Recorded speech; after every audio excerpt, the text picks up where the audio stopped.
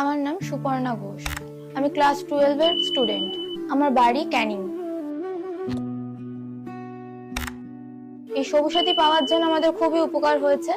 আমার না, সবারই উপকার হয়েছে আমি মনে করি। কারণ আমাদের এখান থেকে স্কুল যেতে আমাদের খুবই কষ্ট হতো। যেতে সুবিধা হয়েছে, স্কুলে লেট হয়ে যেত আগে, সেটা আর হচ্ছে না এটা পাওয়ার পর। ক্লাস 11-এ আমি ট্যাবের টাকা পেয়েছি। ট্যাবের টাকা পেয়ে আমি খুবই উপকার হয়েছে আমার। যেগুলো আমার অসুবিধা হয় সেগুলো আমি সার্চ করে দেখে নিতে পারি গুগল থেকে।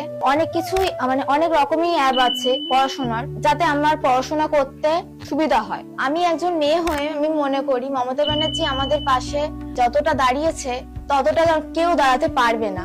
আমি ধন্যবাদ জানাই মমতা ব্যানার্জিকে যে আমাদের এত সুযোগ সুবিধা করে দিচ্ছে, পড়াশোনা অনেক প্রকল্প তৈরি করছেন, যেগুলো সাহায্য হচ্ছে গরিব মানুষ, তাদের সাহায্য হচ্ছে, তারা এগিয়ে যেতে পারছে।